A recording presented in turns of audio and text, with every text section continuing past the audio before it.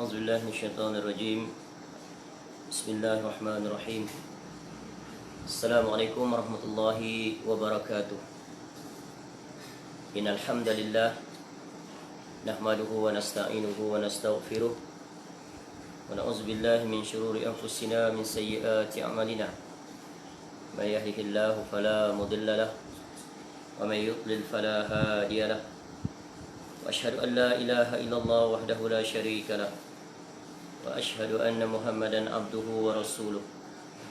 يا أيها الذين آمنوا اتقوا الله حق تقاته ولا تموتن إلا وأنتم مسلمون. يا أيها الناس اتقوا ربكم الذي خلقكم من نفس واحدة وخلق منها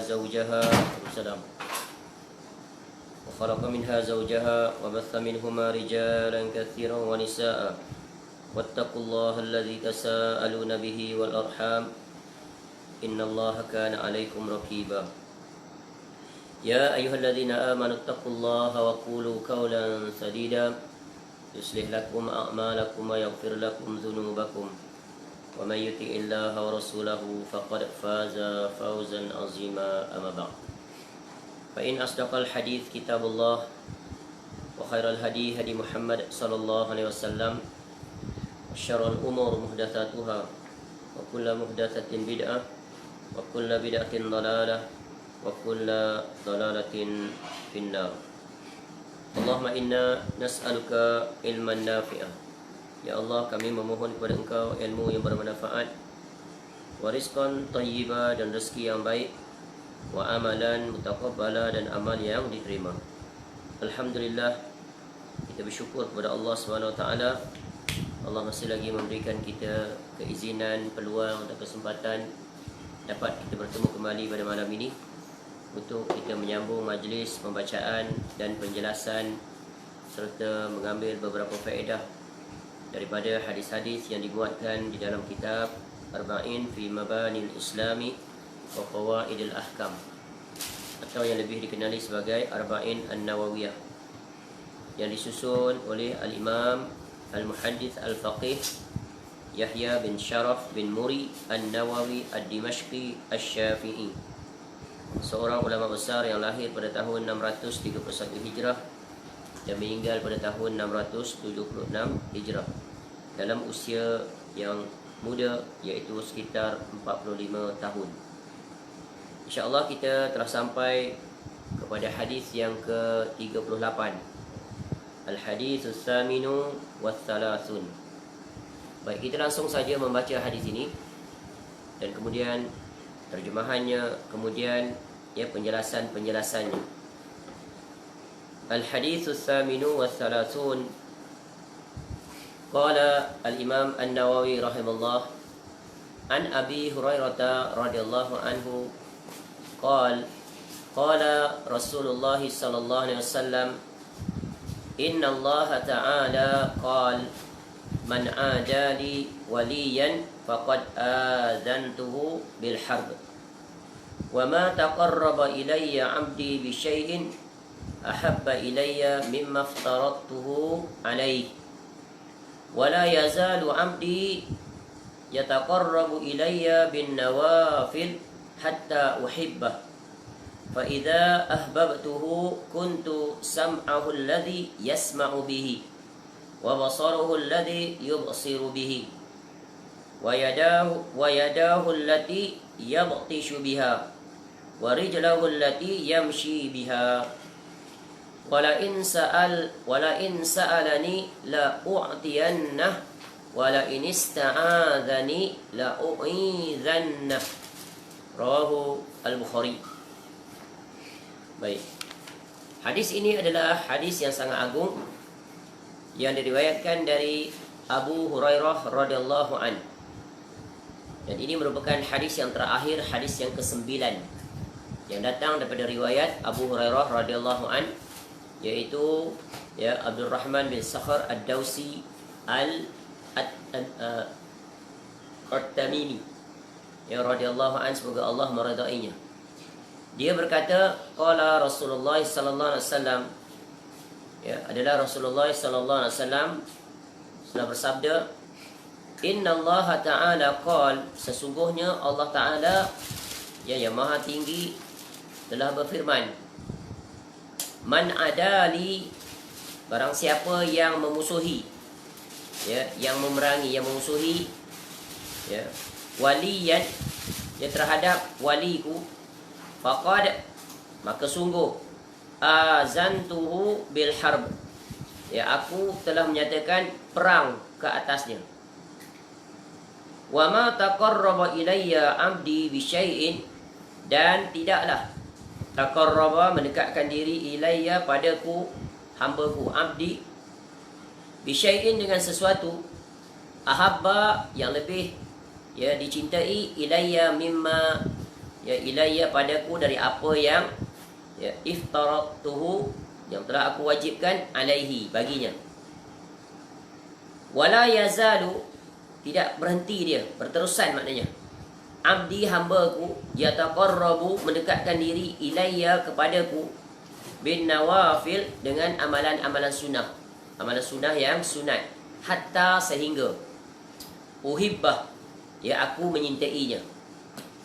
Faiza, maka apabila ahbabtuhu, jika atau apabila aku telah menyintainya, kuntu, jadilah aku, sam'ahul ladzi, sebagai pendengarannya, yang yasma'u, dia mendengar, bihi, dengannya, wa basarahu, dan penglihatannya, alladzi, yang yubsiru bihi, dia melihat dengannya, wa yadahu, tangan dan tangannya, allati, yang yabtishu biha, yang tangannya itu dia berbuat, dia bekerja dengannya, dia menggunakan tangannya untuk berbuat sesuatu, tangan dia digunakan untuk berbuat. Warijlahu, dan kakinya, allati yamshi, yang dia gunakan untuk berjalan, biha, dengannya. Walain sa'alani, walain, dan sungguh, jika dia meminta, la'u'tiyannahu, sa'alani, dia meminta kepadaku, la'u'tiyannahu, aku sungguh akan memberikan kepadanya. Wala inis, dan sungguh jika ista'adzani, dia minta perlindungan padaku, sabda, tidaklah seorang mendekatkan diri kepadaku dengan sesuatu yang lebih aku cintai dari beribadah dengan apa yang telah aku wajibkan atasnya. Dan hambaku berterusan mendekatkan diri kepadaku dengan amalan-amalan sunnah sehingga aku menyintainya. Jika aku telah menyintainya, maka aku adalah pendengarannya yang dia gunakan untuk mendengar, penglihatannya yang dia gunakan untuk melihat, tangannya yang digunakannya untuk bekerja, dan kakinya yang digunakan untuk berjalan. Jika dia meminta kepadaku, nescaya akan aku berikan, dan jika dia minta perlindungan daripadaku, nescaya aku akan lindungi. Baik, hadis ini adalah hadis qudsi. Hadis qudsi yang kedua. Kalau tak silap, hadis yang kedua atau yang ketiga. Nanti akan ada yang keempat, yang terakhir, penutup pada kitab ini. Dan kita telah jelaskan bahawa hadis qudsi adalah hadis yang Nabi SAW riwayatkan langsung daripada Rabb-nya, dalam bentuk susunan kata bahasa Nabi SAW. Jadi hadis yang ke 38 ini menjelaskan tentang hal yang berkaitan dengan wali-wali Allah. Menjelaskan tentang wali-wali Allah. Jadi kita letakkan tajuknya, hendaklah kita menjadi wali-wali Allah Subhanahu wa taala. Jadi dalam bab ini akan ada beberapa perbahasan atau penjelasan. Yang pertamanya iaitu definisi, maksud, apakah yang dimaksudkan dengan wali? Yang kedua, apakah ciri-ciri wali? Kerana apa? Kerana kenyataannya ada sebahagian daripada kelompok Islam, umat Islam, yang mengkhususkan wali itu hanya ada pada kelompoknya, khusus orang-orang yang dinasabkan kepada mazhab sufi, orang-orang tarikat, menganggap guru-guru mereka itu adalah wali-wali. Bahkan kadang-kadang di antara mereka itu bersaing, mengatakan guru mereka wali yang paling nombor satu, wali kutub di dunia ini. Adakah benar dakwaan mereka itu? Dan di antara ciri yang mereka sebut wali-wali mereka itu adalah memiliki karamah-karamah yang berbagai, mencari adat. Adakah itu definisi yang selaras dan sesuai dengan ayat-ayat Al-Quran dan Sunnah? Maka hadis ini menjelaskan. Begitu juga akan kita lihat daripada qala Allah dalam Quran tentang Definisi wali dan ciri-cirinya. Kemudian kita akan lihat juga tingkatan-tingkatan kewalian seseorang di sisi Allah. Kerana wali itu memiliki tingkatan-tingkatan. Ya, sebagaimana syurga memiliki tingkatan-tingkatan, maka orang-orang yang menjadi wali itu juga bertingkat-tingkat. Ya. Dan harus diingat, wali itu ada dua kategori. Satu, dinamakan dia sebagai wali Allah, iaitu wali Allah Ta'ala. Satu lagi adalah wali syaitan. Dan sungguh, sebuah kitab yang sangat perlu kita miliki, iaitu kitab yang ditulis oleh Al-Imam Ibn Taymiyah rahimahullah. Satu kitab yang menjelaskan tentang perbezaan Al-Furqan baina awliya'ir rahman wa awliya'ir syaitan. Kitab yang sangat bagus. Maka milikilah kitab itu.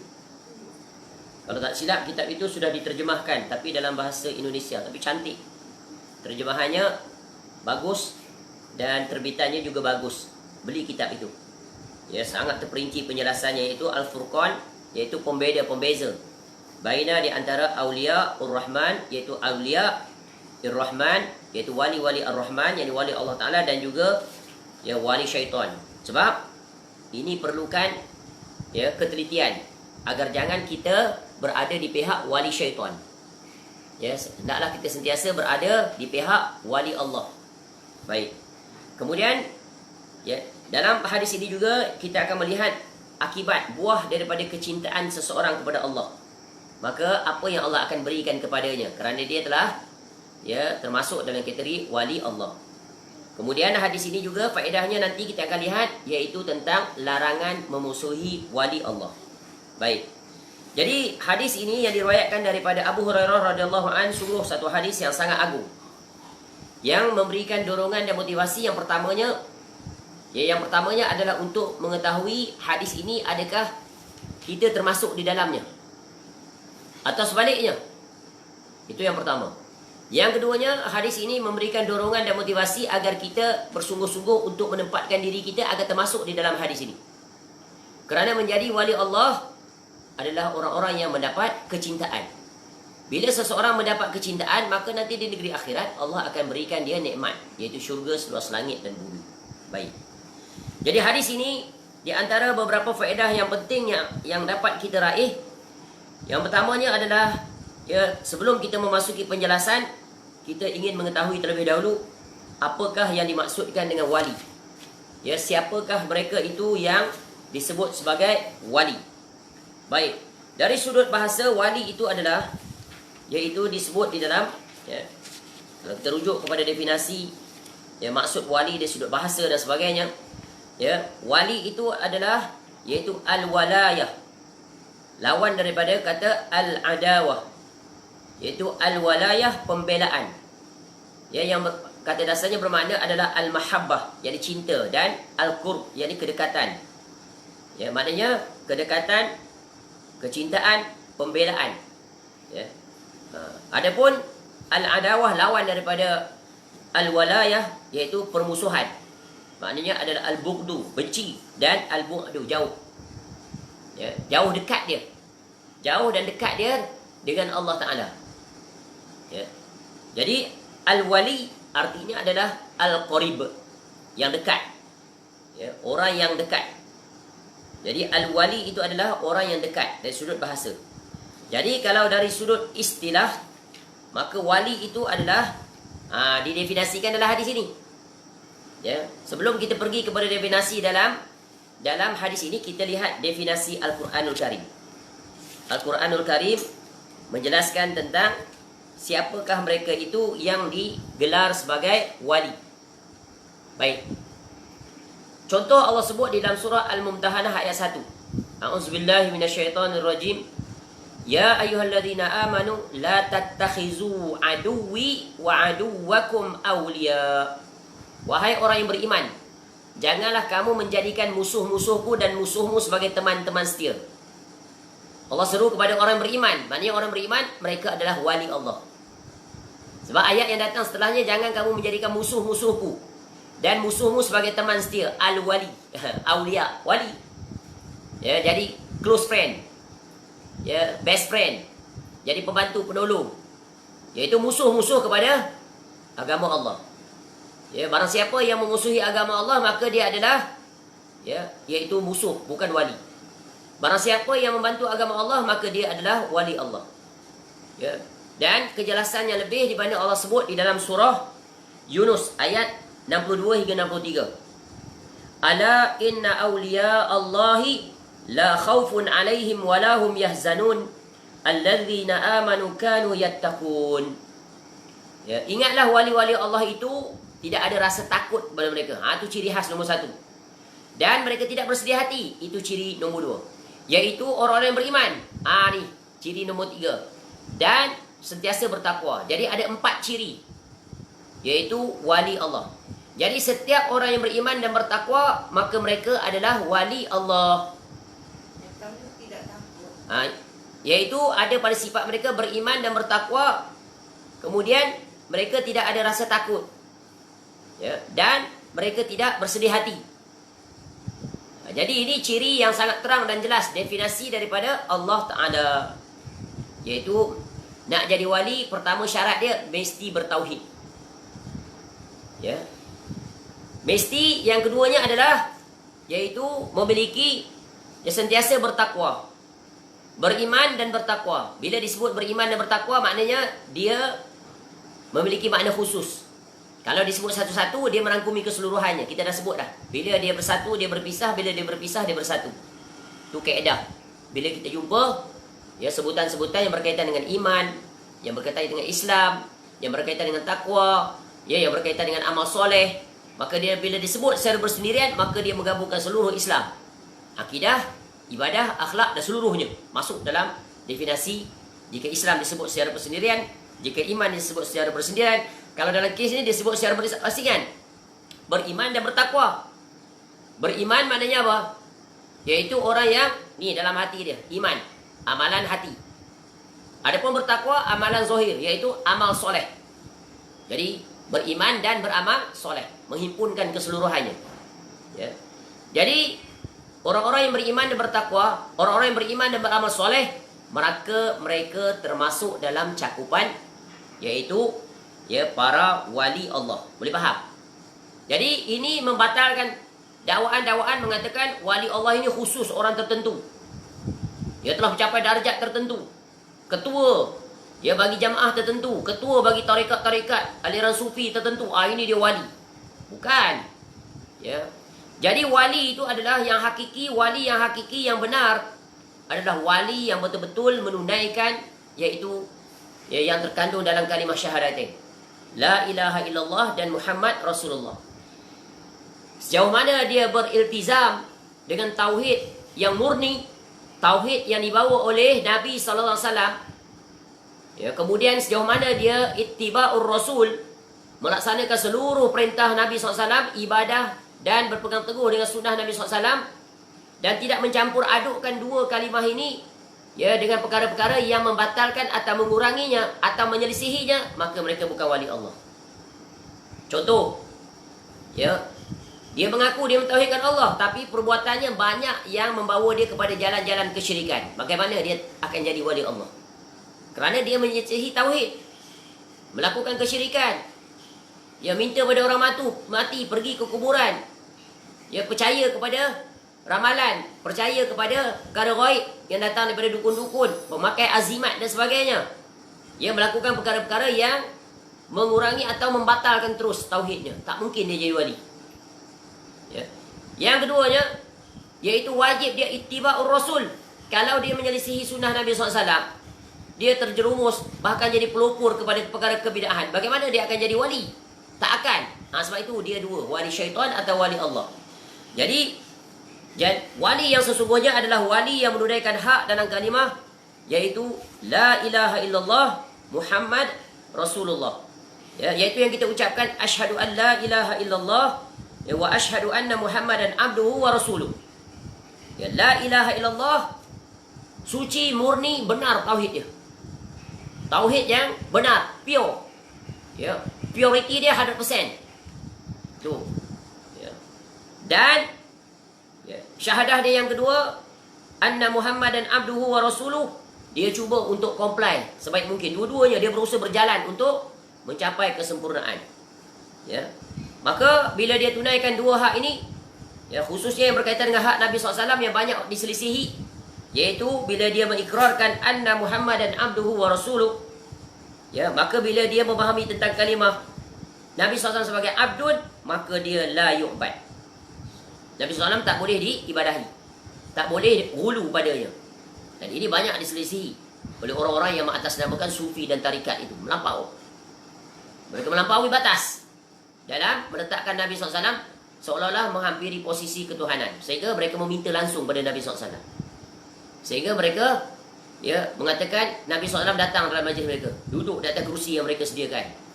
Berbicara dengan Nabi SAW. Bersalam dengan Nabi SAW di kuburannya. Keluar tangan Nabi SAW dari kuburan. Sungguh ini kedustaan di atas kedustaan. Ya. Yang keduanya adalah bahawa Nabi SAW adalah Rasul. Maka bila Rasul, la yukzab bal yuta'u wa yuttabak. Jadi Nabi SAW tak boleh dijusai. Yang wajib dilakukan adalah, iaitu harus ditaati. Wajib ditaati dan diikuti. Maka tingkat seorang itu dari sudut kewaliannya di sisi Allah, jauh dekat dia, sangat bergantung sejauh mana jauh dekat dia dengan penunaian terhadap kalimah syahadatain. Makin meningkat dia, makin tinggi dia, ya, dengan, ya, asasnya yang wajib semua sama. Asas ini adalah wajib. Iaitu apa? Iaitu dalam, ya, bahagian kedua ucapan daripada hadis ini Nabi SAW nanti.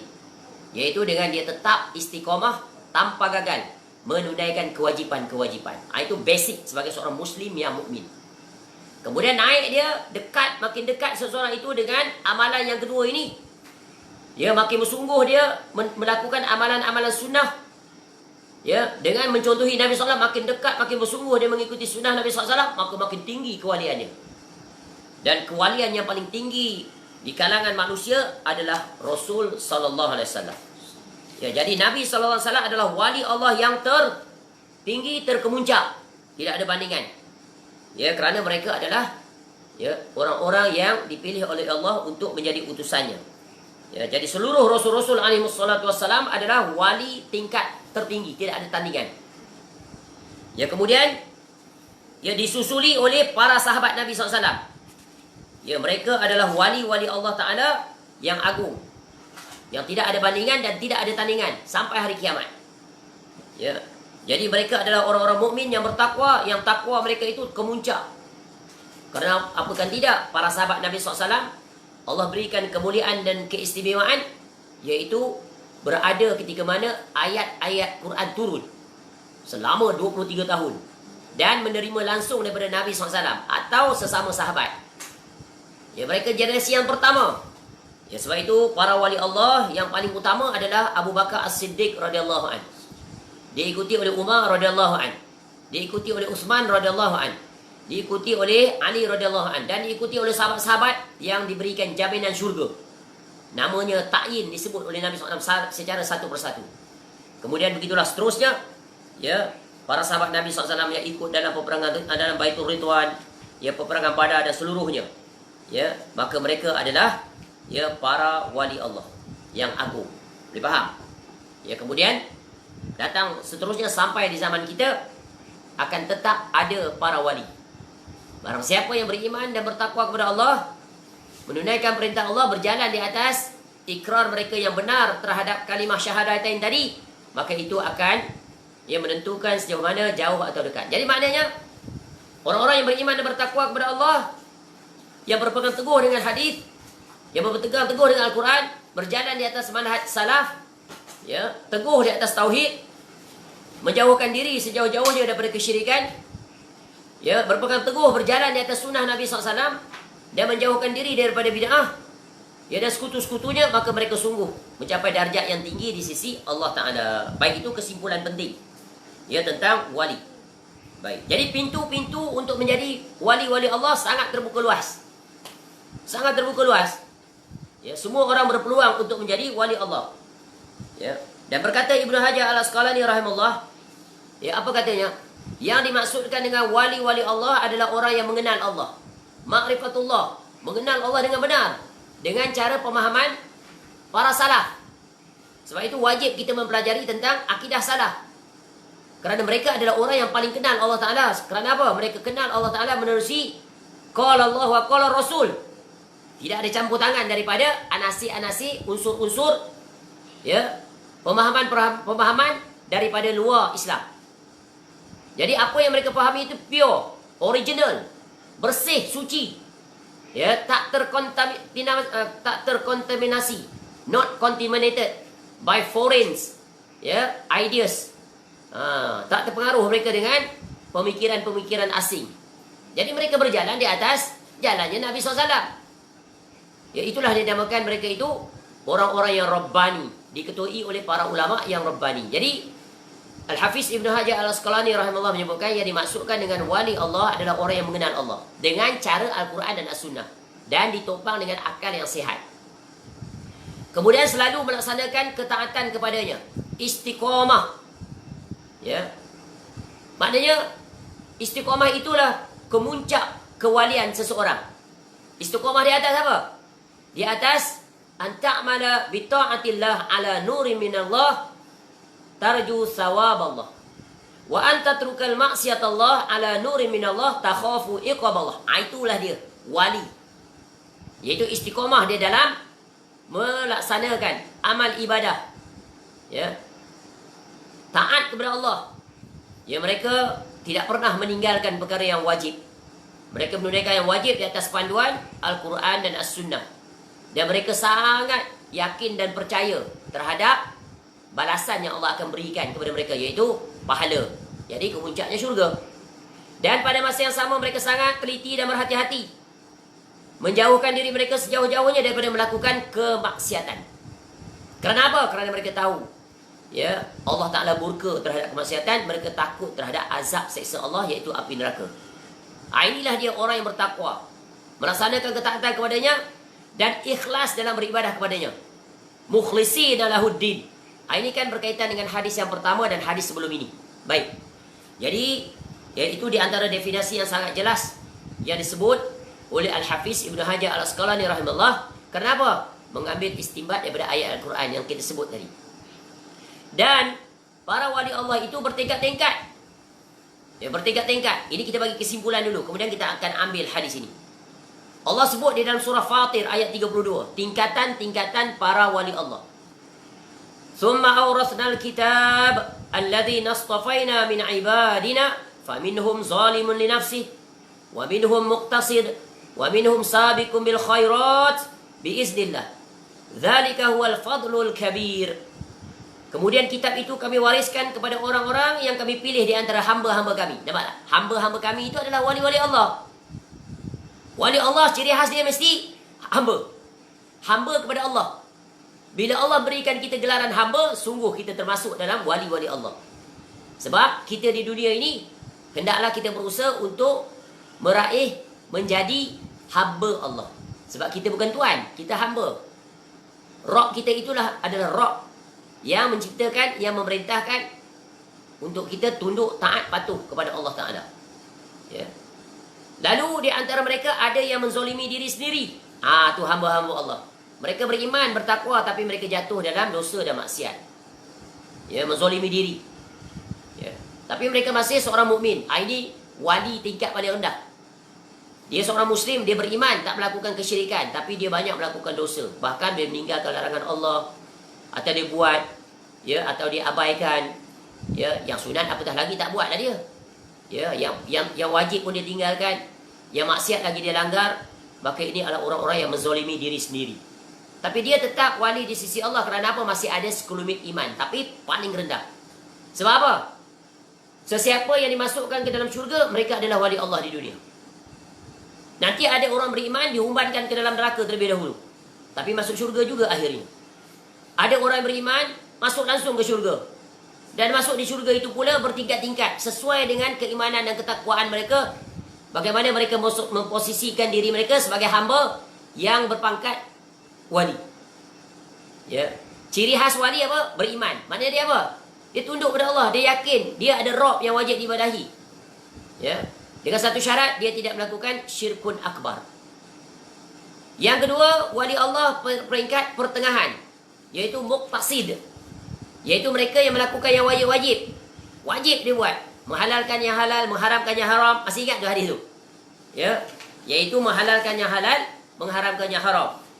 Kita telah lihat hadis tersebut.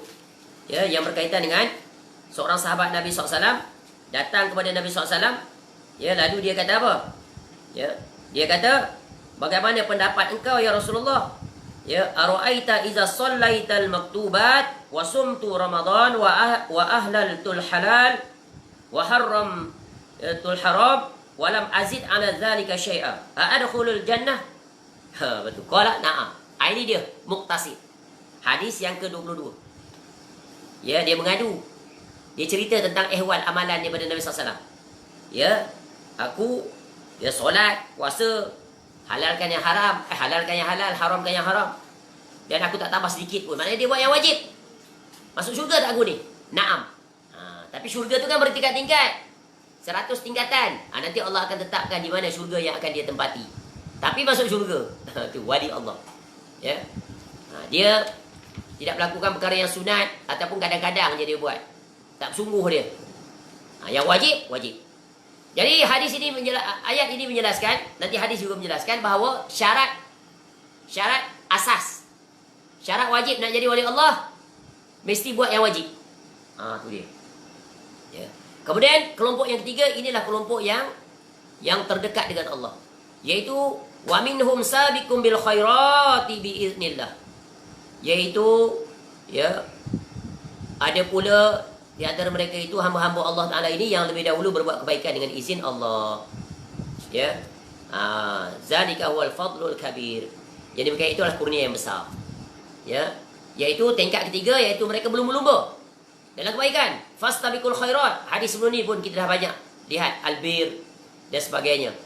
Ya. Dan kita lihat hadis yang sangat agung, yaitu hadis yang telah kita ambil faedah daripada Muaz bin Jabal. Ingat tak hadis yang kemuncaknya penentunya adalah lisan. Mula dia tanya tentang amalan, Nabi SAW bagi tahu amalan wajib.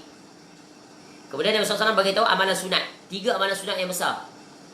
Puasa, sedekah sunat dan apa? Solat malam. Kemudian Nabi SAW terangkan kesimpulan pokok agama. Kemuncaknya jihad. Kemudian pokok segala semua itu yang menjaga semuanya acceptable or disqualified dari sudut pahalanya adalah al-lisan. Ya, baik. Jadi hadis ini diterangkan oleh hadis-hadis yang lain. Jadi wali Allah yang paling utama adalah, yaitu tingkat yang tertinggi, mereka berlumba-lumba dalam kebaikan. Ya, di samping mereka istiqamah di atas yang wajib dan yang sunnah, mereka menghilangkan meninggalkan yang haram dan makruh. Dan mereka juga tidak berlampau-lampauan dalam perkara yang harus. Ya, sehingga kan yang harus itu seolah-olah bagi mereka adalah perkara yang perlu ditinggalkan. Jadi ini adalah tingkatan para wali. Ya, wadih, jelas. Jelas Jadi jangan tertipu dengan dakwaan-dakwaan wali itu mesti ada ciri tertentu. Ya, wali itu mesti ada karamah. Wali yang tertinggi adalah para rasul. Yang nomor 1 tu adalah yang dalam Quran tadi sebut, yaitu wa minhum faminhum zalimun li nafsi. Mereka menzalimi diri mereka. Mereka seorang muslim, beriman, tak melakukan kesyirikan, tapi banyak melakukan pelanggaran Allah, bermaksiat dan sebagainya. Ya. Jadi kaedahnya senang je. Siapa wali, ukurannya nanti di negeri akhirat, dia masuk syurga. Maka siapa saja yang masuk syurga, maka dia adalah wali Allah. Faham? Sebab wali Allah itu siapa? Hamba-hamba Allah. Tu hamba-hamba Allah. Kan Allah sebut, summa awrasnal kitab allazi nastafaina min ibadina. Ibadina, hamba-hamba kami. Hamba-hamba kami yang pedomannya adalah siapa? Kitab. Umat Islam, dia jahat macam mana pun, bila dia ajukan pada mereka, kamu beriman tak dengan Al-Quran? Beriman dia. Kamu sayang tak pada Al-Quran? Sayang, walaupun tak pandai baca. Ya, dia tak akan menghinakan Al-Quran. Di rumah dia ada Al-Quran, walaupun dia tak pernah baca, dia tak pandai baca, tetap ada Quran. Dia simpan, dia elok, dia letak di tempat yang tinggi. Tak pandai baca, dia pegang, dia sayang, dia cium Quran tu. Dia tak berani nak menghinakan Quran, letak di bawah, dia pijak-pijak, tak berani. Jahat macam mana pun dia. Itu paling minima. Ya, tapi orang seperti ini tentu mendapat kemurkaan Allah sebab tak menunaikan hak Allah. Boleh faham? Ya, jadi sungguh ini menjelaskan tentang perkara yang sangat agung. Ya. Jadi wali-wali Allah itu tidak memiliki ciri khas yang nampak secara zahir dari sudut perkara yang mencarikan adat. Ya, tetapi wali-wali Allah itu mereka dicirikan dengan jauh dekat dia mereka dalam ketaatan mereka kepada Allah.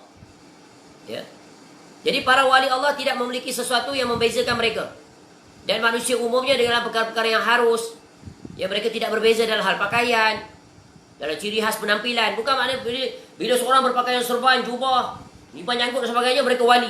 Tinggi mereka berbanding dengan orang yang tak pakai jubah. Tak, bukan itu ukuran dia. Ya, sebab itulah berkata ya Al-Imam Ibnu Taimiyah rahimahullah, ya, ada orang di kelompok tertentu dia menganggap wali itu bila memiliki karamah, perkara yang mencari adat.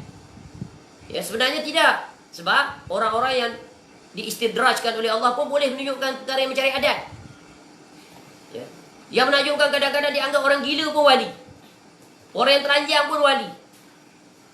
Ini definisi mana dia pakai ini? Ini definisi wali syaitan, bukan wali Allah. Wali Allah tak akan sekali-kali melanggar syariat. Ya, syariat itu adalah penting. Ada kelompok dia kata apa? Syariat-syariat ni tak penting. Yang pentingnya adalah ya, iaitu hakikat. Tu wali syaitan namanya. Kalau dia berucap demikian, sah itu adalah wali syaitan. Ya. Apa bukti dia untuk mengatakan dia wali syaitan? Secara mutlak. Sebab apa? Nabi SAW. Siapa yang paling tinggi sekali makrifat kepada Allah? Siapa yang telah mencapai makam hakikat? Rasulullah SAW. Bahkan Rasulullah sampai bertemu Allah Ta'ala untuk menerima perintah solat melepasi langit yang ketujuh. Nabi SAW solat tak? Nabi SAW solat tak? Solat. Nabi SAW berzikir tak? Nabi SAW baca Quran tak? Nabi berpuasa tak? Ni kebatilan di atas kebatilan. Tapi sayang, orang-orang yang tersesatkan oleh syaitan menjadikan mereka itu sebagai tokoh-tokoh yang ditokohkan. Ya. Ini ajaran sesat, ajaran batin, ajaran daripada pemahaman kufur. Murtad dia keluar daripada musyrikun kafirun. Ya, kerana apa? Kerana mereka telah menyelisihi Rasulullah sallallahu alaihi wasallam. Seolah-olah apa dia? Mereka lebih hebat daripada Nabi sallallahu alaihi wasallam. Ya, sampai mengatakan mereka tu makrifat hakikat tak perlu solat. Ya, sampai mengatakan mereka telah bersatu dengan Allah Taala. Sungguh, ya wal iyazubillah. Ya, maka syaitan telah berjaya menyesatkan mereka dan orang-orang yang mengikuti mereka. Ya, camkan perkara ini. Ya, sebab itulah ya, meletakkan karamah itu sebagai salah satu ciri atau syarat ya untuk seseorang itu dipanggil sebagai, digelarkan sebagai wali, bukan kaedah Islam. Ya. Karamah yang sebenarnya bagi seorang wali itu adalah sejauh mana dia dapat menetapi makam istiqamah terhadap penunaian hak kalimah syahadah. Makin dia kukuh dekat kepada tauhid, menjaga tauhidnya daripada sebarang kesyirikan, makin bersungguh di atas sunnah Nabi SAW, menjauhi daripada bidah, maka makin tinggi kewalian dari sisi Allah. Istiqamah itulah kemuncak seorang, kewalian seseorang. Sebab itu berkata Ibnu Taimiyah rahimahullah, kita selalu sebut ni, innama ghayatul karamah luzumul istiqamah. Ya. Sesungguhnya puncak kemuliaan, puncaknya karamah seseorang itu adalah sejauh mana dia dapat menetapi makam istiqamah. Istiqamah di atas apa? Perjalanannya untuk menjadi hamba Allah yang sesungguhnya. Dengan dia berusaha untuk berada pada kelompok yang ketiga, iaitu Al-Quran sebut sabiqum bil khairat, iaitu waalaikumsalam, yang bersungguh-sungguh berlumba-lumba, yang meningkatkan amalan mereka dari masa ke semasa di atas petunjuk Al-Quran dan As-Sunnah. Sebab itu berkata Al-Imam Ibnu Qayyim Al-Jauziyah rahimahullah, ya, salah seorang murid terdekat, murid utama kepada Ibnu Taimiyah rahimahullah ketika mensyarahkan kitab Madarijus Salikin Baina Manazil Iyyaka Na'budu wa Iyyaka Nasta'in. Satu buku disiplin tentang tasawuf yang sangat menakjubkan, yang mendatangkan qala Allah wa qala Rasul, berjalan tasawufnya di atas petunjuk Al-Quran dan As-Sunnah. Miliki buku itu dan pelajari. Baca, banyak sekali faedah yang tak terhitung, terutamanya pada mukadimah, menjelaskan tentang kaedah-kaedah beribadah kepada Allah. Apa kata Ibnu Qayyim Al-Jauziyah rahimahullah? Ya, dengan menakalkan dengan perkataan para arifin, arif billah, orang-orang yang kenal Allah dalam berjalan kepada Allah dengan cara yang dituntut oleh Allah dan Rasulnya. Apa kata beliau rahimahullah? Jadilah orang-orang yang selalu istiqamah, bukan orang-orang yang menuntut karamah. Kerana sesungguhnya jiwa kamu itu bergerak, ya, tergerak untuk meraih karamah, padahal Rabbmu memerintahkan kamu agar istiqamah. Faham? Ni biasa dalam orang-orang yang terlibat dengan tasawuf ni, dia ajar. Oh, membesarkan kisah-kisah karamah. Oh, Tok Guru dia sekian-sekian boleh berada di 10 tempat. Ya, Tok Guru dia, ya sekarang jasad aja di sini, tapi di Mekah ada, dia sedang solat di Mekah. Ini semua kebatilan di atas kebatilan. Sebab apa? Dakwaan-dakwaan. Ya. Mereka ini lebih hebat daripada para sahabat Nabi SAW. Para sahabat Nabi SAW, ya, nak pergi ke negara-negara lain untuk menyebarkan dakwah, ikut cara uruf kebiasaan manusia, tabiatnya. Bersusah payah merentasi gurun, gunung, bukit, danau dan sebagainya. Berpeluh, berletih, bersusah, berpayah. Tiba-tiba dia kata Tok Guru dia boleh berada di pelbagai tempat. Ya, Tok Gurunya sekarang sedang solat berjemaah di Masjidil Haram. Ini semuanya pembohongan. Dan kalau benar-benar berlaku, tak boleh dijadikan dalil. Bukan. Ya, itu bukan ya semestinya menunjukkan dia wali Allah, bukan. Ya. Wali Allah adalah orang yang memiliki 3 ciri, 4 ciri tadi. Apa dia? Apa 4 ciri tadi? Dalam surah Yunus, ala inna awliya Allahi la khaufun alaihim wa lahum yahzanun. Alladzina amanu wa kanu yattaqun. Ya, surah Yunus ayat 62 hingga 63. Baik. Itu kesimpulan-kesimpulan penting yang kita nak sampaikan. Ya. Baik. Jadi, ya, penjelasan ini adalah perkara yang sangat penting. Berkata salah seorang ulama yang mensyarahkan kitab Arba'in An-Nawawiyah, iaitu Syekh Mustafa Bugha rahimahullah. Ya, dalam kitabnya Al-Wafi fi Syarhi ya Arba'in An-Nawawiyah. Apa kata beliau rahimahullah? Kesalahan terbesar yang terjadi kepada kehidupan kaum muslimin masa kini adalah mereka membatasi sebutan wali itu kepada sebahagian kecil golongan. Syekh-syekh tarikat ni lah khususnya, sufi-sufi ni. Ya. Padahal sebenarnya dari zaman ke zaman, generasi ke generasi, sebutan wali itu ialah sebutan yang dinisbahkan kepada golongan, ya, iaitu orang-orang yang ya, beriman dan bertakwa, dan mereka itu tak terbatas, tak terhitung. Ya, siapa saja yang memenuhi ciri tadi, wali. Cuma di antara mereka itu ada yang mengungguli, yang disebut oleh para ulama sebagai wali, dengan karenah-karenah yang ada pada diri mereka. Karenah yang pertama, ciri tadi, iaitu ni, ya, tidak ada rasa takut, tidak bersedih hati, beriman dan bertakwa. Mereka itu adalah ulama Rabbani di kalangan umat yang sangat terkenal. Disebut mereka itu oleh para ulama wali dengan ciri-ciri yang dipersetujui. Contoh siapa? Contoh Imam Nawawi rahimahullah ni. Dia adalah disebut oleh para ulama, dia adalah wali Allah, di antara wali Allah yang teratas. Kerana apa? Lihat karamahnya yang paling agung, yang tetap sekarang exist.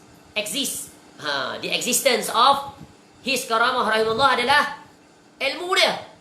Jadi sebab itu para ulama mengatakan karamah seorang ulama itu yang paling mulia, yang paling agung adalah ilmu yang dia warisi, yang tidak ada orang yang tidak bermanfaat, tidak berhajat kepadanya.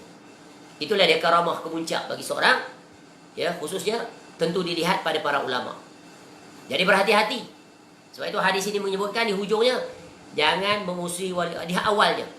Ya, baik, kita langsung saja masuk kepada penjelasan ya terhadap hadis ini. Kita lihat pertama, Allah telah mengisytiharkan. Qala Rasulullah SAW, Inna Allah Ta'ala qal. Ya, sesungguhnya Allah Ta'ala telah berfirman, Man adali waliyan faqad azantuhu bil harb. Ya.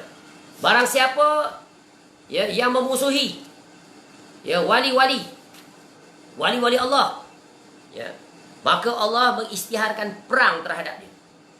Ya. Maknanya apa? Murka Allah Ta'ala terhadap orang yang memusuhi wali-wali Allah. Ketika mana umat-umat yang diutuskan kepada mereka rasul-rasul. Rasul-rasul itu kan wali Allah yang paling agung. Dimusuhi oleh kaumnya, apa jadi? Allah perangi mereka, betul kan? Allah turunkan bala, hancur mereka itu semuanya. Ya, di zaman Nabi SAW, dimusuhi Nabi SAW, maka Allah juga hancurkan mereka. Ya, ditumpaskan mereka dalam medan pertempuran jihad. Mati mereka itu dalam keadaan yang hina. Ya. Jadi jangan sekali-kali memusuhi para ulama Rabbani, yang kita tahu mereka itu sangat berpegang teguh dengan Al-Quran dan As-Sunnah. Ya, berdiri di atasnya, mengingatkan umat, jangan berani-berani mencuba-cuba ya memberikan gelar-gelar buruk. Kerana sesungguhnya nanti dihidup di dunia lagi, Allah akan seksa dia. Seksa bagaimana? Mereka tidak mendapat petunjuk, dijauhkan daripada rahmat Allah. Jiwa mereka tak pernah tenang. Amal ibadah mereka menyelisihi. Ya, bagaimana mereka akan selamat nanti di negeri akhirat. Dan nanti di negeri akhirat, orang-orang yang mereka perangi itu, mereka tuduh dan beri gelar-gelar buruk dan pelbagai lagi, orang itu nanti akan menuntut haknya. Kerana mereka telah dizalimi ketika mana mereka telah meninggal. Tak dapat nak defend diri dia. Itulah bencana. Kalau kita memusuhi khususnya wali-wali Allah yang telah meninggal dunia. Ya, bagaimana kita nak defend diri kita di negeri akhirat? Kerana apa? Allah Ta'ala sendiri nanti yang akan memerangi mereka itu di dunia dan di negeri akhirat. Jadi ingat, jangan sekali-kali kita memusuhi para wali Allah. Jaga lisan, tahan lisan. Ya, apatah lagi kamu itu tidak ada jasa langsung di dalam agama. Kitab apa pun tak tulis, mengajar pun tidak. Ya, bahasa Arab pun tak menguasai. Ya, buku-buku pun tak dah baca, tiba-tiba dengan lancangnya memberi komentar. Ulama sesat. Ya, ulama pembicara pada masyarakat, beri gelar berbagai. Buruk-buruk gelarannya. Ya, macam-macam. Nanti kamu akan jadi orang yang muflis. Ya, tak. Jangan mensia-siakan diri kamu di dunia. Ya, berhati-hati. Jangan menzalimi diri sendiri. Ya, tu tadi menzalimi diri sendiri, akhirnya rugi selama-lamanya. Ya, baik. Jadi ini pesanan dan peringatan Nabi SAW. Jangan sekali-kali memusuhi wali-wali Allah. Siapa wali Allah tadi? Ulama Rabbani yang duduk tangga teratas di zaman kita. Ya, dan orang-orang yang berjalan bersama dengan mereka. Maka hendaklah bersama dengan mereka. Kemudian Nabi SAW memberikan satu. Yang pertama, kaedah nak jadi wali ni macam mana? Iaitu wama taqarraba ilayya 'abdi bi syai'in ahabba ilayya mimma aftaratuhu alaihi. Ya. Jadi Nabi SAW bagi kaedah nak jadi wali Allah ni, yang pertamanya apa? Tidaklah hamba-Ku mendekat kepadaku dengan sesuatu yang lebih aku cintai daripada hal-hal yang aku wajibkan kepadanya. Hamba-Ku tidak henti-hentinya mendekatkan diri kepadaku dengan ibadah sunnah sehingga aku mencintai. Jadi nak jadi wali Allah ni, mula-mula basic needs dia adalah requirement yang wajib ada nak jadi wali, iaitu menunaikan kewajipan. Perintah Allah. Ya. Amal-amal yang diwajibkan ke atas hamba, iaitu dengan melakukan amal wajib, maka dia akan mendapat kecintaan. Ya, dan ini telah kita sebut ada kaitan dengan hadis yang ke-22 dan hadis yang ke-30. Hadis 22 kita dah sebut tadi. Seorang lelaki datang pada Nabi SAW. Ya, dan hadis yang ke-30. Ya, hadis yang ke-30 iaitu hadis yang menjelaskan tentang sabda Nabi SAW, iaitu sesungguhnya Allah Ta'ala telah menetapkan kewajipan-kewajipan, maka jangan kamu mengabaikannya. Kita dah syarah dulu. Rujuk kembali. Inna Allah Ta'ala farada faraida fala tudayyi'uha. Ada rujuklah di hadis itu. Maka hadis ini berkaitan dengan hadis ini. Sebab itu kita selalu sebut, Imam Nawawi rahimahullah ni kecerdasannya adalah meletakkan hadis yang pelbagai, scattered everywhere, but closely interrelated. When you put it together, you can see the overview of the whole hadis. Sebab itu bila seseorang menguasai 42 hadis ini, maka dia telah menjadikan dirinya mendapat susunan yang sempurna untuk menjadi hamba Allah yang benar-benar beriman dan bertakwa. Kemuncaknya dia termasuk dalam kategori wali-wali Allah. Ya, jadi Arba'in An-Nawawi ini memberikan jalan, guideline, how to achieve our end destination in this dunia, to become hamba Allah, ya, secara automatik menjadi wali Allah. Dan terserah kepada kita untuk menjadi wali Allah tingkat yang mana. Ya, yang makin menghampiri dekat dengan Allah, maka hadis ini menjelaskannya. Dan hadis yang sebelumnya. Tapi hadis ini adalah hadis yang paling jelas, paling konkret, paling clear, crystal clear, sebab disebut, iaitu tentang wali-wali Allah. Boleh faham? Ya. Jadi Nabi SAW bagi syarat nak jadi wali Allah yang pertama, iaitu menunaikan amal-amal wajib. Sebab amal wajib adalah syarat basic, minimum requirement untuk enter paradise, untuk menjadi di dunia wali Allah. Ya, kemudian Nabi SAW bagi faedah tambahan. Kalau kamu nak jadi wali yang lebih tinggi, yang lebih dekat tingkatannya, maka lakukanlah yang kedua. Ya, apa yang kedua? Wala yazalu abdi yataqarrabu ilayya bin nawafil hatta uhibbah. Tu. Ya. Jadi tidak henti-henti seorang hamba itu dia berusaha untuk mendekatkan diri kepadaku dengan ibadah-ibadah sunat. Ibadah sunnah yang dimaksudkan sini, ibadah sunnah yang sunat. Yang mula-mula tadi, ibadah sunnah yang wajib. Ingat, sunnah tu ada dua. Ya. Yang bentuk mendekatkan diri kepada Allah. Sunnah yang wajib, sunnah yang sunat. Itu namanya sunnah hasanah. Lawan pada tu, nak jadi wali syaitan, iaitu sunnah sayyi'ah. Sunnah yang dikeji, yang terkeji, yang tercela. Termasuk dalamnya adalah bid'ah dalalah. Termasuk padanya maksiat. Ya. Dan kemuncak sunnah sayyi'ah adalah apa? Syirkun akbar. Termasuk kepadanya adalah bid'ah dalalah. Semua bid'ah dalalah. Kita dah sebut dalam hadis Irbad bin Sariyah radhiyallahu an, dan juga hadis yang keempat, man amila amalan laisa alaihi amruna fahuwa raddun. Baik, kembali. Jadi hadis ini bahagian kedua, wala yazalu abdi yataqarrabu ilayya bin nawafil hatta uhibbah, dijelaskan sebelum ini pada hadis yang ke-29 dan hadis yang ke-31. Ingat hadis yang ke-29, yaitu tentang soalan Muaz bin Jabal radhiyallahu an, yaitu akhbirni bi amalin yudkhilunil jannah wa yubaiduni anin nar. Kita sebut tadi kan, amal yang mendekatkan kepada syurga, menjauhkan daripada neraka. Apa dia? Asal yang wajib, basic, sama seperti hadis ini. Yang kedua, ya, nawafil. Dalam hadis itu disebutkan amalan tu. Nawafil itu apa? 3 amalan yang paling utama, yang menduduki ranking teratas dalam amalan nawafil. Apa dia? Iaitu puasa sunat, bersedekah, solat malam. Tu. Lagi dekat dia dengan solat malam pada Allah, makin dekat dia kewaliannya pada Allah. Tapi ingat, amalan-amalan ini bukan asal-asalan buat. Amalan-amalan itu mesti sesuai sunnah. Kalau dia berjalan di atas bid'ah, tidak ada guna. Tak jadi wali dia. Walaupun banyak amalan ibadah dia.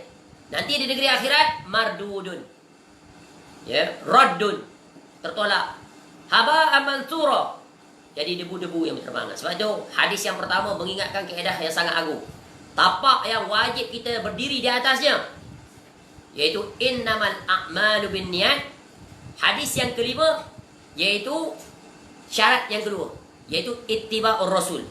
Ya, hadis yang kelima, hadis Aisyah radhiyallahu anha yang telah kita sebut.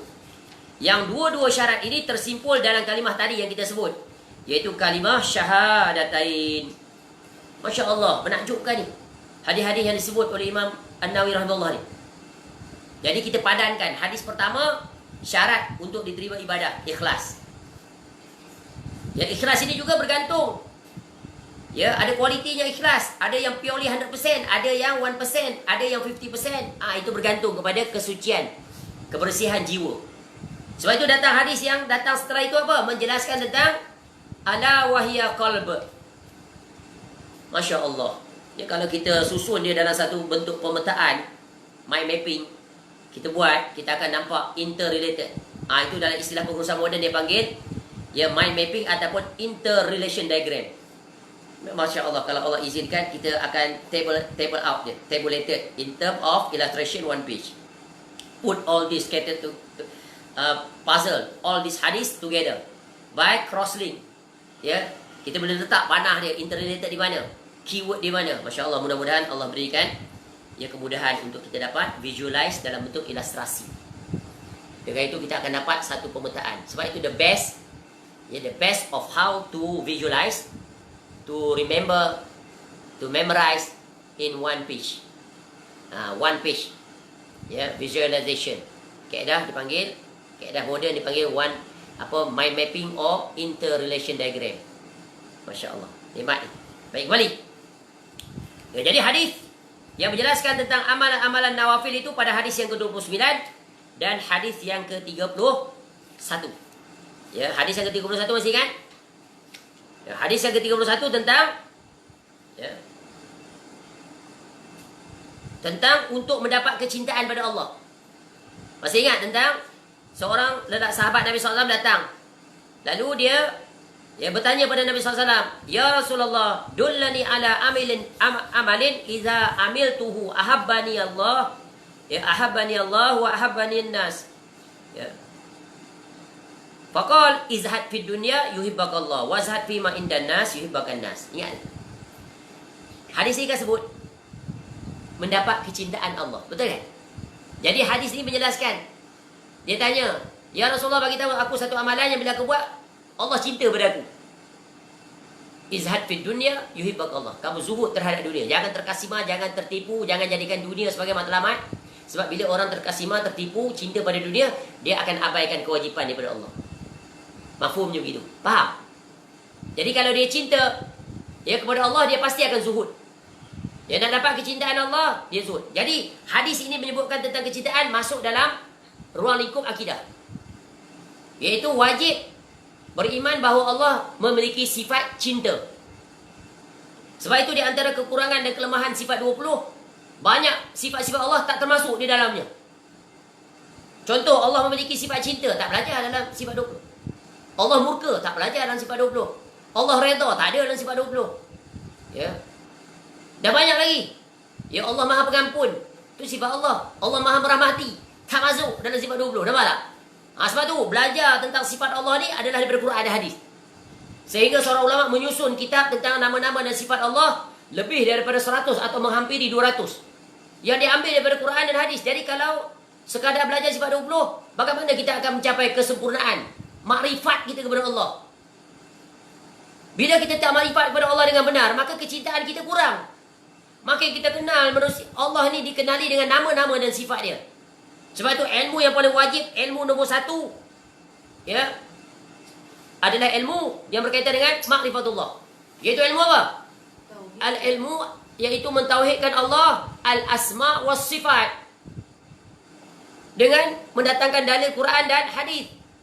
Sebab itu mengenal Allah, jalan yang tepat, jalan yang selamat, jalan yang benar, jalan yang dituntut adalah Quran. Buka saja Quran, mula-mula sekali dah mula dengan mengenal Allah. A'udzubillahi minasyaitonir rajim. Aku memohon perlindungan dengan nama Allah, daripada Allah. Allah itu kan nama, salah satu nama Allah. Nama Allah yang paling agung adalah Allah. Ya. Bismillahirrahmanirrahim. Bila kita belajar kaedah asma wa sifat, setiap nama Allah Ta'ala, dia pasti sifat Allah Ta'ala. Tidak sebaliknya. Faham? Contoh, Allah murka, itu adalah sifat Allah. Tapi bukan nama Allah. Nama Allah tak diambil daripada Al-Ghadab, tak ambil. Ya.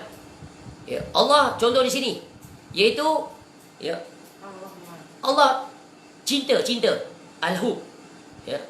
Allah memiliki sifat cinta. Tak diambil daripada sifat cinta Allah itu nama cinta, tak. Yang Maha Cinta. Jadi sebab itu penting, wajib belajar tauhid al-asma' was sifat. Maka kita akan dapat kejelasan secara komprehensif. Tapi kalau belajar sifat 20, tak akan ditemui semua sifat-sifat.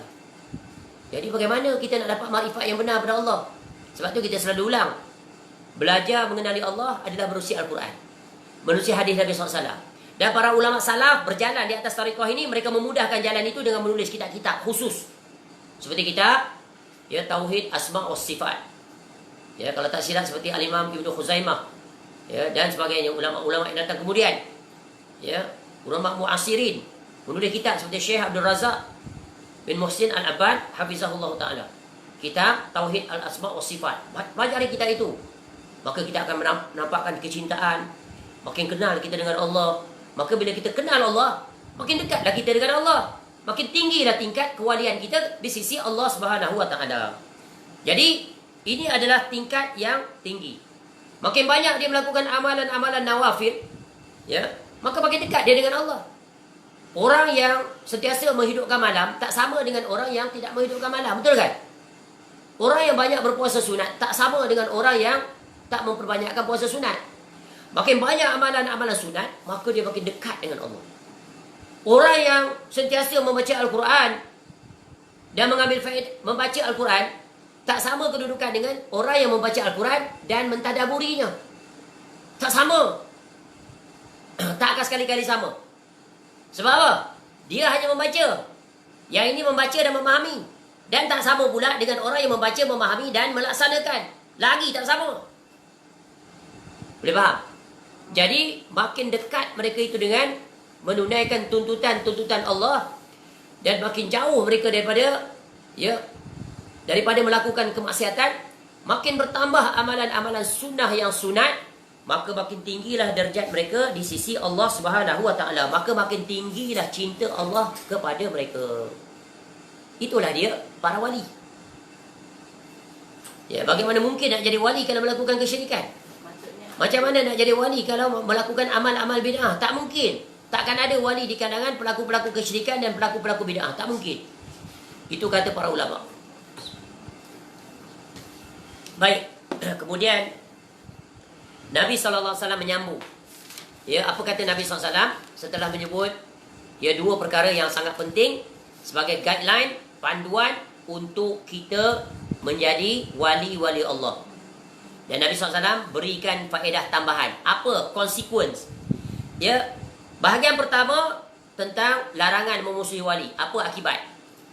Bahagian kedua dan bahagian ketiga, ucapan Nabi SAW menjelaskan kriteria dan ciri-ciri action plan to be taken. How to become wali Allah. It's up to you to decide. Kategori mana kamu nak jadi wali Allah ni? Ya, kategori yang disebut dalam Al-Quran tadi, iaitu faminhum zalimun li nafsih au wa minhum muqtasid wa minhum sabiqun bil khairat. It's up to you to decide. Sebab apa?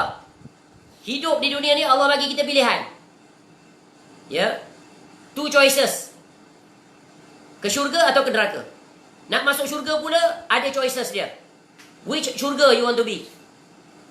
Yang paling tinggi, yang paling pertengahan, di atasnya Arash Ar-Rahman, daripada yang mengalir sungai-sungai ke dalam syurga, iaitu syurga yang paling tinggi, syurga Firdaus. Itu wali paling tinggi. Dan wali paling tinggi itu adalah 4. Kamu boleh pilih salah satunya. Ya. Tapi satu yang pertama kamu tak boleh pilih. Sebab kamu pilih macam mana usaha pun tak akan dapat. Iaitu tingkat yang pertama adalah para anbiya. Ma'al ladzina an'amta 'alaihim minan nabiyyin. Anbiya tak boleh. Ya, mustahil.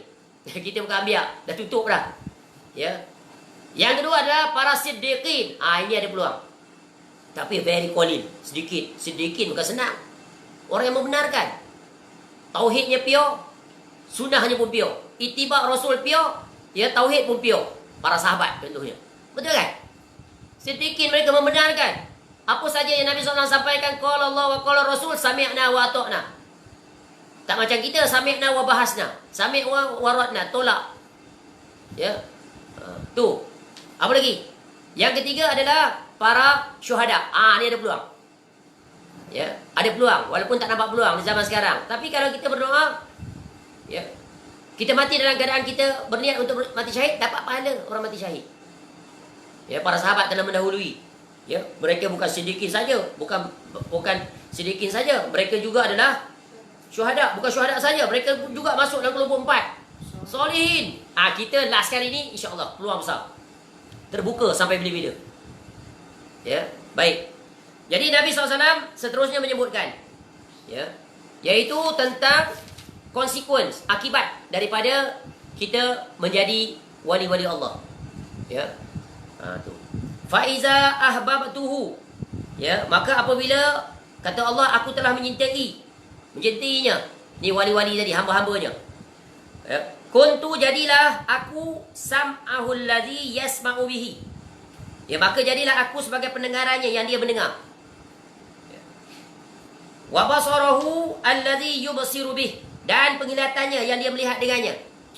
Ya, penglihatan dia, maka Allah, ya, menyebut dengan penglihatan dia itulah, ya, maka, ya, aku melihat. Contoh. Ya, nanti kita akan jelas ni, bukan literal ni maksud dia. Ya, kemudian wa yadahu allati yabtishu biha, yang tangannya dia bekerja dengannya. Ya, tangan dia, ya, menjadi tangannya, Allah kata. Dia gunakan untuk membuat. Ya, warijlahu allati yamshi biha, dan menjadi kakinya yang ia gunakan untuk berjalan. Apa maksudnya hadis ni? Maksudnya apa dia? Mudah bahasa begitu. Maksudnya iaitu orang-orang yang menjadi wali Allah, mereka akan dapat penjagaan, perlindungan, bimbingan, pengawasan, pertolongan, dan apa saja yang dia perlukan daripada Rabb-Nya, iaitu Allah Ta'ala. Allah jaga dia agar sentiasa berada di makam istiqamah. Allah berikan pertolongan. Allah bantu dia untuk berbuat ketaatan. Allah jaga dia jangan terjatuh ke dalam kemaksiatan. Kalau dia tergelincir, dia menyedari dan dia bertaubat, dia insaf kembali kepada Allah. Tubu ilallahi taubatan nasuha. Maknanya Allah sentiasa mengawasi dan menjaga dia. Inilah dia nikmat yang paling agung. Allah tak biarkan kita terlantar, berbuat dah sesuka hati, tak. Bila terjatuh, kita insaf, kita sedar. Bila nak berbuat, diperingatkan. Ni maksiat, jangan sekali-kali jatuh. Ini nikmat bentuk pembalasan kerana kita berusaha untuk menjadi hamba Allah, menjadi wali Allah. Ya. Ini maksud, maknanya segala seluruh gerak kerja perbuatan diri kita Allah jaga. Ya, Allah utuskan para malaikat untuk reminder. Bila nak buat maksiat, ada reminder kat telinga. Ni maksiat, jangan berbuat. Ni masuk waktu solat dah, bangun. Kum. Ya. Dirikan solat. Tu. Ketika nak lihat benda maksiat, mata pun kelip, tutup, tengok ke lain, tak jadi. Nampak tak? Itu kita sendiri boleh ukur. Kita termasuk tak dalam kategori tu. Betapa banyak Allah jaga kita. Bukan hanya dalam urusan akhirat, dalam urusan agama, Allah jaga juga dalam urusan dunia. Ya, Allah beri kita nikmat panjang umur sampai saat ini. Dan Allah jadikan umur kita itu berberkah. Kita sentiasa berfikir, ya Allah, untuk menguruskan masa kita dalam keseharian kita. Bila sampai waktu maghrib, menyesal, ya Allah, hari ini tak banyak amal ibadah yang aku buat. Esok dia berazam, esok untuk esok pula. Nak mempertingkatkan lagi. Begitulah esoknya sentiasa dia evaluate diri dia to improve further. Ya, and then untuk eliminate segala kekurangan. Dan dia berusaha untuk meningkatkan. Contoh, kita bagi cara mudah je. Bagaimana setiap hari dia allocate masa untuk membaca buku, baca kitab. Konsisten dia istiqamah. Ya, dia buka kitab, dia baca, makin hari makin bertambah. Akhirnya dengan bertambah usia, bertambah kitab yang dia telah habis selesaikan baca. Begitu juga dia belajar. Ikut kuliah, habis satu kitab, dia bukan jadi orang yang apa dia bagi istilah sejak ada sejak tak ada tu. Celup-celap macam mana? Dia bagi apa? Bukan chip semua. Betul lah itu istilahnya. Tapi ada satu istilah. Ya. Istilahnya ni, tenggelam timbul. Tenggelam timbul itu bukan orang istiqamah. Dia sentiasa timbul. Setiap majlisnya dia ada. Istiqamah. Ya, dia cari jalan, dia allocate time. Sibuk macam mana, I will allocate this time, very precious, just for spend 1 hour to 2 hours. For me to learn, study, ikut kuliah, dan sebagainya. Kemudian dia allocate special time. At least per month, saya akan puasa sekurang-kurangnya 3 hari. Contoh. Ya. Saya akan berusaha untuk menghabiskan Al-Quran dalam sebulan. Katakan berapa page. Ya, berapa surah. Berapa juzuk. Atau saya akan istiqamah untuk dalam sehari membaca tafsir. 5 muka surat satu hari. Contoh. Atau setiap kali selesai solat, saya akan cuba baca 3 page. Maka inilah dia orang yang Allah akan bantu mereka. Allah bantu dia. Always remember, in our life, we are governed by our planning. Ya, jangan jadi seperti siput babi yang pernah kita sebut. Siput babi ni hidupnya tak tentu arah. Betul kan? Bukan siput babi itu anekdot dia. Siput babi berperancangan hidup dia, tapi nak jadi pengajaran, sindiran. Sebab apa namanya siput babi? Dia pun confused. Aku ni siput ke babi? Akhirnya dapat nama siput babi. Jadi anekdot yang dibuat iaitu jangan jadi seperti siput babi. Tak pasti tentang diri dan tak pasti dalam kehidupan. Aku ni siput ke babi sambil berjalan. Akhirnya dapat nama siput babi. Tak ada rupa babi pun. Siput ada. Tapi kenapa nama siput babi? Tu anekdot, sindiran tajam. Ya, siput babi tak salah. Yang salah kita. Jangan jadi seperti itu. Hidup tak tentu arah, tak ada perancangan. Makin meningkat usia, tak tahu apa pencapaian yang telah diraih. Sebab tu always remember, Islam ajar kita, ya ayyuhalladzina amanu taqullah wal tanzur nafsum ma qaddamat lighad wattaqullah. Wahai orang beriman, hendaklah kamu mempersiapkan, buat persiapan apa yang kamu telah persiapkan untuk hari esok, hari akhirat.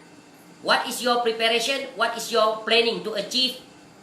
Apa yang akan diraih di negeri akhirat. Itu seorang Muslim, they must be a good planner. Mesti jadi seorang perancang yang hebat. Kita hidup ni dalam cycle kita 4 aja. Mula dengan planning. PDCA cycle dia panggil. Planning, plan, do, check and action. Atau dalam bahasa mudah, first you have to plan your work. Plan your work, work your plan. If you fail to plan, you are plan to fail. Ni Islam aja dalam ayat tadi. Planning is very important. To become humble, to become wali, you have to plan properly and execute accordingly. Come number 2. Execution part. Plan is not enough. You have to put into implementation. After you implement, next step to evaluate. Evaluate, muhasabah.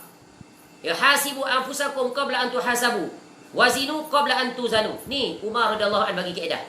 Hisab diri kamu, evaluate diri kamu, muhasabah diri kamu sebelum kamu dimuhasabah, dihisab oleh Allah. Dan timbang amalan kamu sebelum kamu ditimbang amalan kamu di negeri akhirat. So, you have to evaluate. Once you evaluate, after you implement, next adalah to enhance, to improve further. After you do correction, then you prepare, and then improve further. Jadi lebih baik. Tadi mula dengan baca Quran 1 helai 1 hari. Naik lagi 2, naik lagi 3, naik lagi 4, naik lagi dan seterusnya. Jadi kaedah matematiknya, formulanya adalah proportional. Directly proportional, the equation. Makin meningkat usia, makin meningkat hari, makin bertambah amal. Itu proportion siapa aja? Nabi SAW. Kita selalu sebut hadis tu. Khairun nas man tala umuruhu wa hasuna amaluhu. That's the best principle of our life. Makin meningkat umur, makin terbaik amal dia. Amal apa ni? Amal akhirat. Makin dekat perhambaan dia, makin meningkat kewalian dia di sisi Allah Subhanahu Wa Taala. Maka sungguh hadis ini sangat agung. Jadi, bila dia telah mencapai makam wali, makin dekat, maka Allah lah yang akan menjadi pelindungnya. Allah yang menjadi pelindung. Ayat apa Surah Rahman? Allahu waliyul ladzina amanu. Sebut ayat tu. Sebab ayat ni ke? Baca saja. Allahu waliyul ladzina amanu. Kan ada ayat tu. Allahu waliyul ladzina amanu yukhrijukum minaz zulumati ilan nur walladzina kafaru awliya'uhumut taghut yukhrijunahum minan nuri ilaz zulumat ulaika ashabun nari hum fiha khalidun. Cukup. Surah Al-Baqarah. Al-Baqarah ayat 257. Tengok. Allah lah pelindung orang yang beriman. Ni kan Allah lindungi kita tadi. Dengan apa? Segala kerja buat kita Allah atur. Allah jaga kita. Ingat tak? Sebenarnya apa yang disebut di sini iaitu sinonim dengan hadis yang kita sebut sebelum ini. Didetailkan pada hadis yang ke-19. Ingat lagi. Ya gulam, inni u'allimuka kalimat. Ihfazillah. Ihfazillah. Ni dia. Nampak tak? Bila kita jaga Allah, Allah jaga kita. Tu ayat apa tu yang istiqamah? Innal ladzina qalu rabbuna Allah tsumma istaqamu tatanazzalu alaihimul malaikah alla takhafu wa la tahzanu wa abshiru billati sambung. Al-jannah tu. Wa abshiru billati bil jannati allati kuntum tu'adun. Surah Fussilat. Ini semua interrelated ayatnya. Masya Allah. Saling lengkap melengkapi, saling menjelaskan.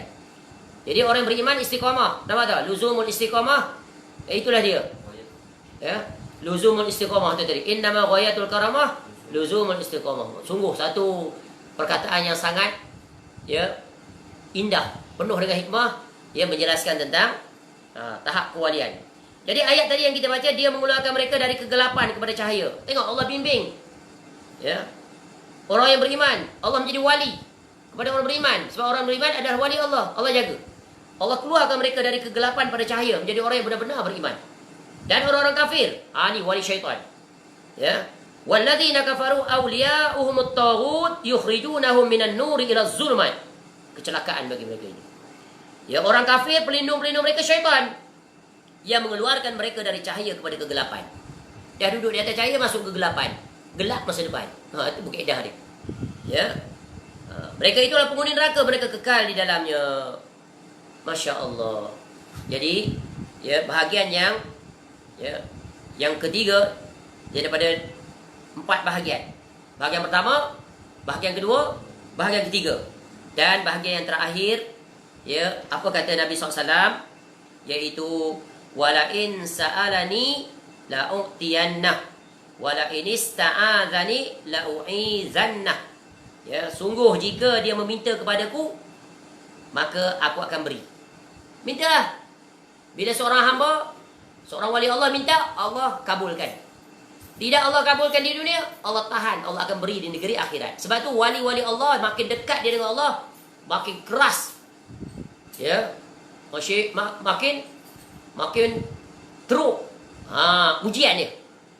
Makin dia makin dekat dengan Allah, makin keras ujian dia. Betul tak? Siapa yang paling keras sekali ujian terhadap mereka itu? Para Rasul. Padahal boleh saja Allah mudahkan, lorongkan kemudahan bagi Nabi SAW. Betul kan? Nabi SAW sampai berdarah, sampai termasuk berjihad, nyaris wafat. Ya. Berlapar Nabi SAW sepanjang usia dia sampai wafat. Ya. Betapa Nabi SAW diuji. Kerana apa? Nabi SAW nak tunjuk, ya, tentang betapa kena berusahanya untuk kita menjadi benar-benar hamba Allah. Ya, sebab kemuliaan seorang hamba di dunia selagi Allah dah tunjuk. Ditunjuk bagaimana? Iaitu Allah muliakan dia. Walaupun manusia satu dunia yang membenci dia, tapi di sisi Allah dia mulia. Bagaimana Allah tunjukkan kemuliaan? Allah berikan dia tanda-tanda. Di antara tandanya kita sebut dah tadi, kemuncaknya, ya, ilmu mereka bermanfaat. Bagaimana Allah muliakan mereka? Mereka mati dalam keadaan, ya, istiqamah di atas tauhid, di atas sunnah. Ya. Allah gazetkan mereka dalam suratul Fajr. Kita selalu sebut ayat ini juga.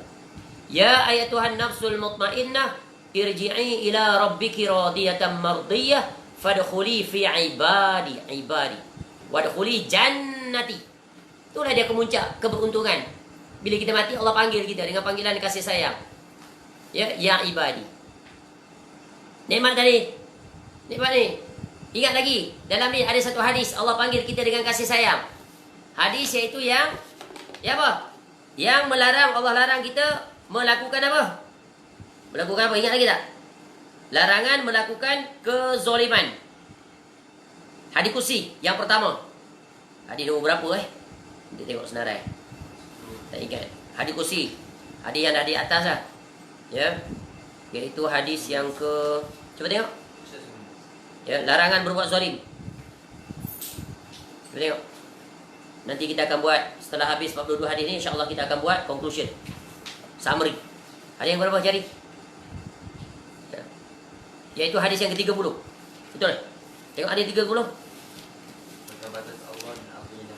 Hadis yang ke-30. Bukan. Hadis lain. Hadis tentang kezaliman. Rasa hadis dia. Ini dia. Hadis ke-24. Tengok Allah panggil kita dengan panggilan kasih sayang. Ya, hadis qudsi. Berapa kali Allah panggil ya ibadi? 10 kali.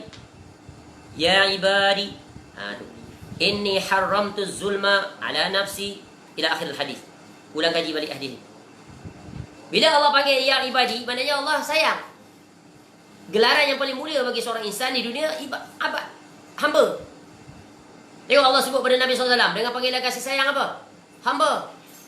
Subhanalladzi asra bi 'abdihi. Sambung.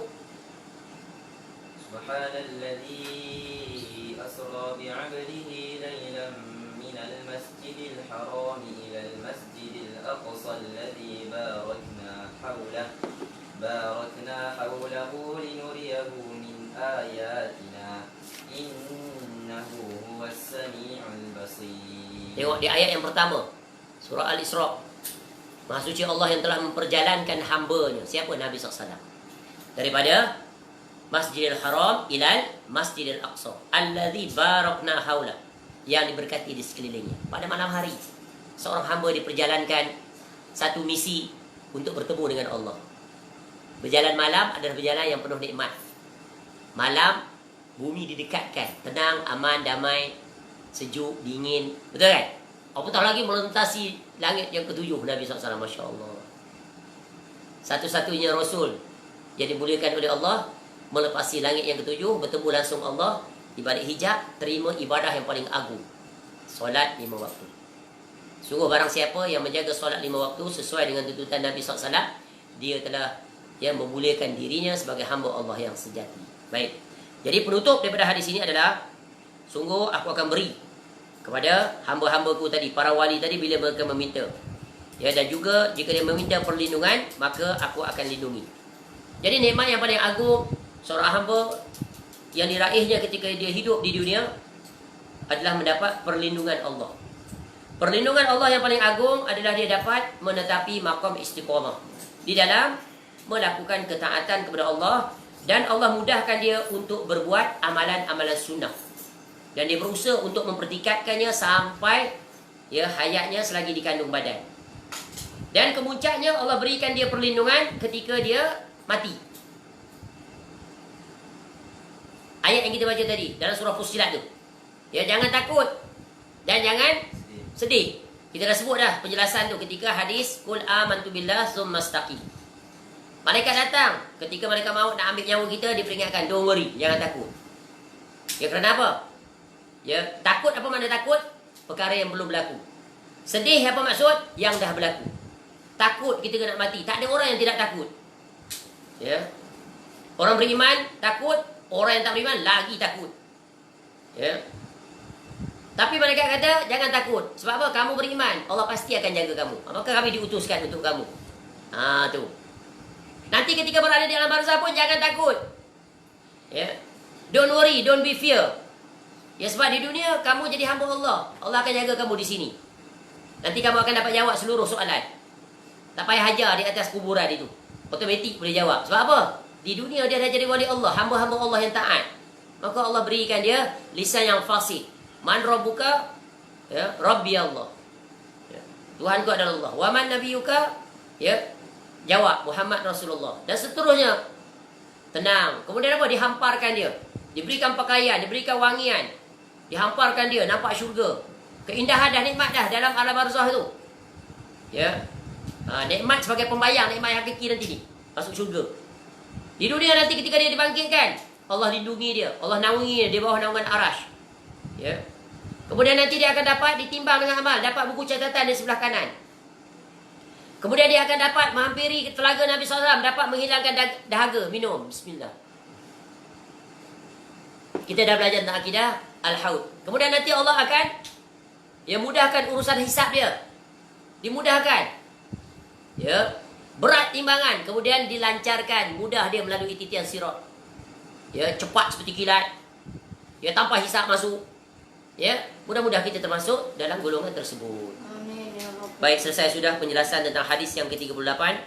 Secara ringkas, sungguh penjelasannya tentu sangat terperinci. Namun apa yang kita jelaskan ini secara sedikit sebanyak telah dikaitkan dengan hadis-hadis sebelum ini. Maka hadis dari yang pertama sampai hadis yang ke 38 ini, yang ke-38 adalah closely interrelated, saling menafsirkan, saling menjelaskan.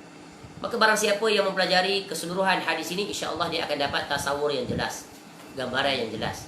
Dengan itu akan menjadikan dia dimudahkan oleh Allah Ta'ala untuk mencapai maqam wali-wali Allah. Baik, insya-Allah panjang umur. Kita akan sambung dengan hadis yang ke-39. Hadis yang sangat ringkas, iaitu Allah mengampuni kesalahan-kesalahan.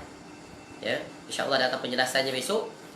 Selesai subuh seperti biasa. Mudah-mudahan Allah mempertemukan kita semula dalam majlis pembacaan hadis yang ke-39.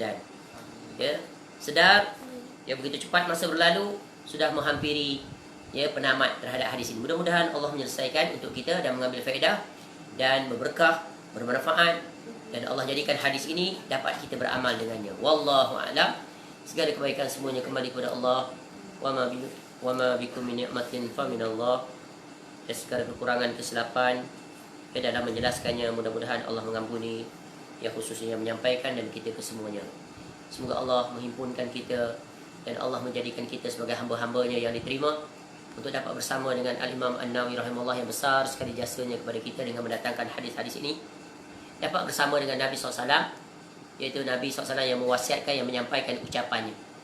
Sebab itu ketika kita menyampaikan hadis ini, seolah-olah kita sedang mendengar langsung daripada Nabi SAW yang menyampaikannya. Dan kita menjaga adabnya, maka mudah-mudahan itu kita mendapat syafaat Nabi SAW dan dapat bersama di dalam syurga Firdaus ma'alladzina an'amta alaihim من النبيين والصديقين والشهداء والصالحين وحسن أولئك رفيقا والله أعلم سبحانك اللهم وبحمدك أستغفرك وأتوب إليك صلى الله على نبينا محمد وعلى آله وصحبه وسلم وآخر دعوانا أن الحمد لله رب العالمين السلام عليكم ورحمة الله وبركاته